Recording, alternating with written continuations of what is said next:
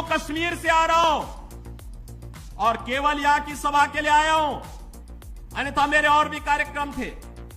मैंने कहा नहीं, मैं जाऊंगा सरधना में, मैं इस बार जरूर जाऊंगा, 24 में मैं जरूर जाऊंगा। और बहनों भाइयों, मैं इसीलिए आया हूं आपसे कहने के लिए, जो लोग गुमराह कर रहे हैं उनके गुमराह में आने की आवश्यकता नहीं। ये लोग कभी नहीं आएंगे। जाति के सौदागर उपयोग करेंगे, बाद में सौदेबाजी करके गायब हो जाएंगे। हमें किसी भी ऐसे व्यक्ति के बहकावे में नहीं आना है जिससे हमारा राष्ट्र धर्म खतरे में आए।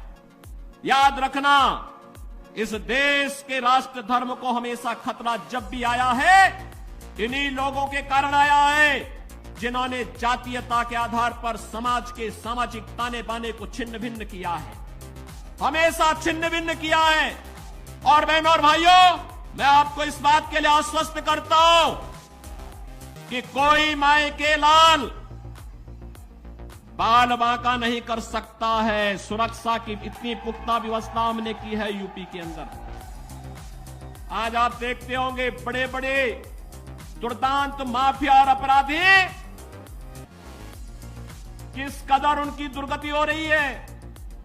आप देख रहे होंगे, जिनके नाम से ही लोग कर्फ्यू जैसा माहौल होता था, आज उनकी दुर्गति क्या है, हर व्यक्ति देख रहा है।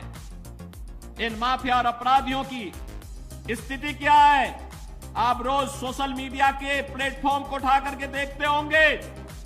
एक दुर्दांत माफिया ऐसा भी था, बहनों और भाइयों, जब वह समाजवादी पार्टी की सरकार के समय चलता था तो मुख्यमंत्री हो या मुख्य न्यायाधीश, इन सब के काफिले रुक जाते थे और माफिया का काफिला निकलता था।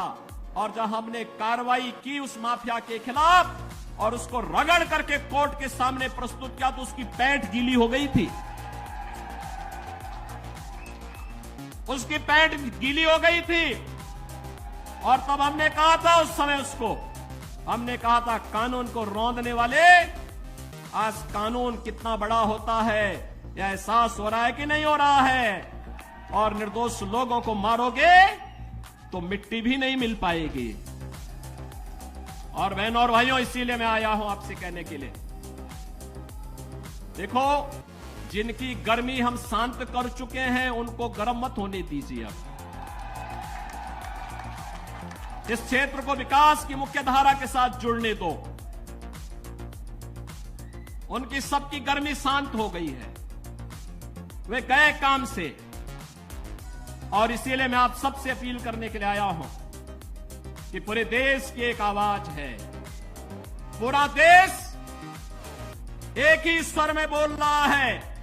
और वह बोल रहा है कि फिर एक बार मोदी सरकार, फिर एक बार